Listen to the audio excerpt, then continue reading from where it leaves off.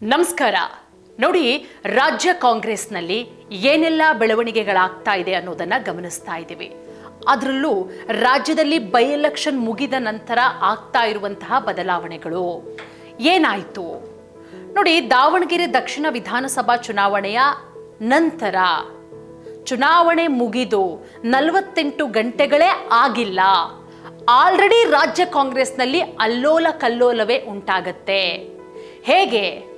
CM ಆಪ್ತ ವಲಯದಲ್ಲಿ ಗುರುತಿಸಿಕೊಂಡಂತಹ ನಾಯಕರ ತಲೆದಂಡ ಆಗತ್ತೆ. ಸಿಎಂ ರಾಜಕೀಯ ಕಾರ್ಯದರ್ಶಿಯಾದಂತಹ ನಸೀರ್ ಅಹಮದ್ ಅವರ ತಲೆದಂಡ ಆಗತ್ತೆ. ಅದರ ಜೊತೆಗೆ ಅಬ್ದುಲ್ ಜಬ್ಬಾರ್ ಅವರ ತಲೆದಂಡ ಕೂಡ ಆಗತ್ತೆ. ಇಷ್ಟೆಲ್ಲ ಆಗ್ತಾ ಇದ್ರೂ ಕೂಡ ರಾಜ್ಯ ಕಾಂಗ್ರೆಸ್ನಲ್ಲಿ, ಅದರಲ್ಲೂ ಸಿಎಂ ಆಪ್ತರನ್ನೇ ಪಕ್ಷದಿಂದ ವಜಾ ಮಾಡ್ತಾ ಇದ್ರು ಕೂಡ ಸಿದ್ದರಾಮಯ್ಯ ಅವರು ಯಾಕೆ ಮೌನವಾಗಿದ್ದಾರೆ ಅನ್ನೋದೇ ಇಲ್ಲಿಯವರೆಗೂ ಇರುವಂತಹ ಯಕ್ಷ ಪ್ರಶ್ನೆ. ಯಾಕೆ ಸಿದ್ದರಾಮಯ್ಯ ಅವರು ಮೌನವಾಗಿದ್ದಾರೆ? ಇದೇ ಮಾತನ್ನ ರಾಜಣ್ಣ ಅವರು ಕೂಡ ಕೇಳ್ತಾರೆ. ನೋಡಿ, ಒಂದು ಕಡೆ ರಾಜ್ಯದಲ್ಲಿ ಕುರ್ಚಿ ವಿಚಾರ ದೊಡ್ಡ ಮಟ್ಟದಲ್ಲಿ ಸುದ್ದಿ ಮಾಡ್ತಾ ಇದೆ. ನಾನು ಒಂದು ವಿಡಿಯೋದಲ್ಲಿ ನಿಮಗೆ ಬಹಳ ಸಂಕ್ಷಿಪ್ತವಾಗಿ ವಿವರಿಸ್ತೆ. DCM DK ಶಿವಕುಮಾರ್ ಅವರು ಶತಾಯಗತಾಯ ಈ ಟರ್ಮಲ್ಲೇ ಮುಖ್ಯಮಂತ್ರಿ ಆಗಬೇಕು ಅಂತ ಹೇಳಿ ಯಾವ ರೀತಿ ಶತಪ್ರಯತ್ನವನ್ನ ಮಾಡ್ತಾ ಇದ್ದಾರೆ, ಎಷ್ಟು ಮಟ್ಟಿಗೆ ಗೇಮ್ ಪ್ಲಾನ್ಗಳನ್ನು ಮಾಡ್ತಾ ಇದ್ದಾರೆ, ಎಷ್ಟು ಮಟ್ಟಿಗೆ ಸ್ಟ್ರಾಟರ್ಜಿಗಳನ್ನು ಪ್ಲೇ ಮಾಡ್ತಾ ಇದ್ದಾರೆ ಅಂತ ಹೇಳಿಬಿಟ್ಟು. ಸೊ ಇಲ್ಲೂ ಕೂಡ ಅಷ್ಟೇನೆ, ಸಿದ್ದರಾಮಯ್ಯನವರು ಈ ಸಲನೂ 5 ವರ್ಷ ನಾನೇ ಕಂಪ್ಲೀಟ್ ಮಾಡಲೇಬೇಕು ಅಂತ ಹೇಳಿ ಶತಾಯಗತಾಯ ಪ್ರಯತ್ನವನ್ನ ಮಾಡ್ತಾ ಇದ್ದಾರೆ.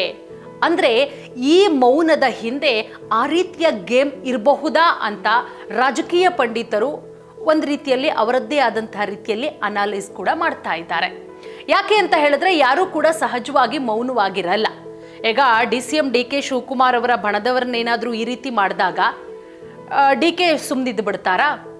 ಪ್ರಶ್ನೆ ಮಾಡ್ತಾರೆ, ಯಾಕೆ ಈ ರೀತಿ ಮಾಡ್ತಾ ಇದೆ ಕಾಂಗ್ರೆಸ್ ಹೈಕಮಾಂಡು, ಇದು ಏನಕ್ಕೆ ಈ ರೀತಿ ಆಗ್ತಾ ಇದೆ ಅಂತ ಹೇಳಿ ಸಹಜವಾಗಿ ಪ್ರಶ್ನೆ ಮಾಡ್ತಾರೆ. ಆದರೆ ಸಿದ್ದರಾಮಯ್ಯ ಅವರ ಬಣದ ನಾಯಕರನ್ನೇ ಟಾರ್ಗೆಟ್ ಮಾಡ್ತಾ ಇದ್ರು ಕೂಡ ಪ್ರಮುಖವಾಗಿ ಸಿದ್ದರಾಮಯ್ಯ ಅವರು ಯಾಕೆ ಮೌನವಾಗಿದ್ದಾರೆ? ಎಲ್ಲೂ ಕೂಡ ಯಾವುದೇ ರೀತಿಯ ಸ್ಟೇಟ್ಮೆಂಟ್ಗಳನ್ನು ಅಷ್ಟಾಗಿ ಕೊಡೋದಕ್ಕೆ ಹೋಗ್ತಾ ಇಲ್ಲ. ಜಮೀರ್ ಅವರನ್ನ ಕರೆಸ್ತಾರೆ ಅವ್ರ ಮನೆಗೆ 1-2-3 ಬಾರಿ ಕರೆಸಿ, ಏನಯ್ಯ ಇದು ಜಮೀರ್, ಯಾಕೆ ಈ ರೀತಿ ಎಲ್ಲ ನಿನ್ನನ್ನು ಬ್ಲೇಮ್ ಮಾಡ್ತಾ ಇದ್ದಾರಲ್ಲ, ನೀನೇನಾದರೂ SDPIಗೆ ಫಂಡ್ ಮಾಡಿದ್ಯಾ, ಏನೋ 5 ಕೋಟಿ ಕೊಟ್ಟಿದ್ಯಾ ಅಂತಾರೆ, ಏನೋ 12 ಕೋಟಿ ಕೊಟ್ಟಿದ್ಯಾ ಅಂತಾರೆ, ಏನಪ್ಪ ಜಮೀರು, ಯಾವುದು ನಿಜ ಅಂತ ಹೇಳಿ. ಬಟ್ ಜಮೀರ್ ಅವರು, ಇಲ್ಲ ಸಾಹೇಬ್ರೆ, ಆ ರೀತಿ ಏನೂ ನಾನು ಮಾಡಿಲ್ಲ, ನಾನು ಅಲ್ಪಸಂಖ್ಯಾತರಿಗೆ ಟಿಕೆಟ್ ಕೊಡಿ ಅಂತ ಹೇಳಿದ್ದು ಸತ್ಯ, ಬಟ್ ಪರ್ಟಿಕ್ಯುಲರ್ ಆಗಿ ಇಂಥವ್ರಿಗೆ ಟಿಕೆಟ್ ಕೊಡಿ ಅಂತ ಹೇಳಿ ನಾನು ಎಲ್ಲೂ ಕೂಡ ಹೇಳಿಲ್ಲ. ಟಿಕೆಟ್ ಕೊಟ್ಟರೆ ಗೆಲ್ಲಿಸ್ಕೊಂಡು ಬರ್ತೀನಿ, ಗೆಲ್ಲಿಸ್ಕೊಂಡು ಬರಲಿಲ್ಲ ಅಂತ ಹೇಳಿದ್ರೆ ನಾನು ನನ್ನ ಸ್ಥಾನಕ್ಕೆ ರಾಜೀನಾಮೆ ಕೊಡ್ತೀನಿ ಅಂತ ಹೇಳಿದ್ ನಿಜ. ಅದಾದ್ಮೇಲೆ SS ಮಲ್ಲಿಕಾರ್ಜುನ್ ಅವರು ಏಕವಚನದಲ್ಲಿ ಮಾತಾಡಿದಕ್ಕೆ ನಾನು ಕೋಪ ಮಾಡ್ಕೊಂಡಿದ್ದು ನಿಜ.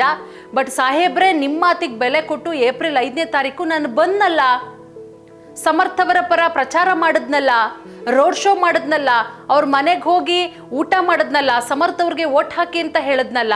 ಇಲ್ಲಿ ಯಾಕೆ ನನ್ನನ್ನು ಸಿಲುಕಿಸಲಾಗ್ತಾ ಇದೆ? ನಾನು ಯಾವುದೇ ರೀತಿಯ ಪಕ್ಷದಲ್ಲಿ ಅಶಿಸ್ತನ್ನ ಪ್ರದರ್ಶನ ಮಾಡಿಲ್ಲ, ಪಕ್ಷದ ವಿರುದ್ಧವಾಗಿ ನಾನು ನಡ್ಕೊಂಡಿಲ್ಲ. DCM DK ಶಿವಕುಮಾರ್ ಅವರು ಏನು ಹೇಳ್ತಾರೋ ಅದನ್ನೇ ನಾನು ಮಾಡಿದ್ದೀನಿ, ಪಕ್ಷದ ಪರವೇ ನಾನು ಕೆಲಸ ಮಾಡಿರೋದು.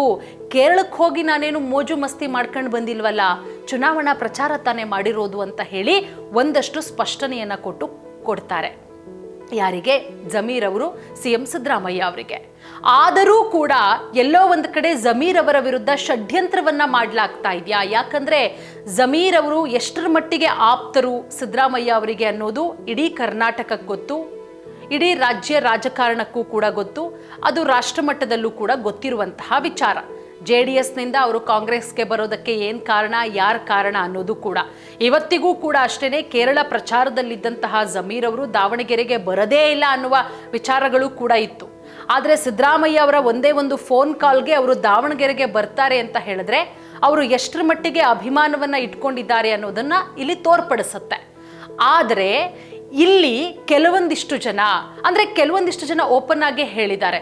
ರಿಜ್ವಾನ್ ಹರ್ಷದ್ ಇರಬಹುದು, ಸಲೀಂ ಅವರು ಇರಬಹುದು, ಇನ್ನು ಬೇರೆ ಬೇರೆ ಮುಸ್ಲಿಂ ನಾಯಕರುಗಳೇನೆ ಇಲ್ಲಿ ಜಮೀರ್ ಅವರನ್ನ ಎತ್ತಿಕಟ್ಟುವ ಕೆಲಸ ಮಾಡ್ತಾ ಇದ್ದಾರೆ, ಅಂದ್ರೆ ಜಮೀರ್ ಅವರ ವಿರುದ್ಧ ಮಾತನಾಡ್ತಾ ಇದ್ದಾರೆ ಅಂತ ಹೇಳಿ ಇಷ್ಟೆಲ್ಲ ಬೆಳವಣಿಗೆಗಳಾಗ್ತಾ ಇದ್ರು ಕೂಡ, ಅಂದ್ರೆ ಸಿಎಂ ಆಪ್ತರನ್ನೇ ಇಲ್ಲಿ ಪ್ರಮುಖವಾಗಿ ಟಾರ್ಗೆಟ್ ಮಾಡ್ತಾ ಇದ್ರು ಕೂಡ ಯಾಕೆ ಸಿದ್ದರಾಮಯ್ಯ ಅವರು ಮೌನವಾಗಿದ್ದಾರೆ ಅನ್ನೋದು ಈಗಿರುವಂತಹ ಯಕ್ಷ ಪ್ರಶ್ನೆ.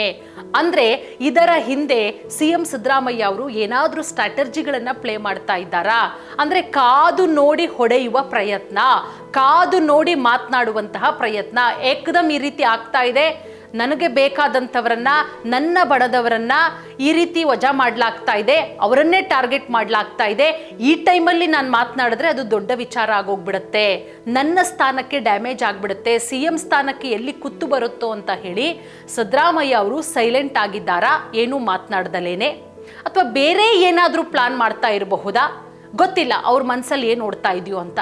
ಬಟ್ ಒಂದಂತೂ ಸತ್ಯ, ಸಿಎಂ ಬಣದವರನ್ನ ಇಲ್ಲಿ ಬಹಳ ಸ್ಪಷ್ಟವಾಗಿ ಟಾರ್ಗೆಟ್ ಮಾಡಲಾಗ್ತಾ ಇದೆ. ಅದರಲ್ಲೂ ಜಮೀರ್ ಅವರನ್ನ ದೊಡ್ಡ ಮಟ್ಟದಲ್ಲಿ ಟಾರ್ಗೆಟ್ ಮಾಡಲಾಗ್ತಾ ಇದೆ. ಬಟ್ ಏನು ಕಾರಣ?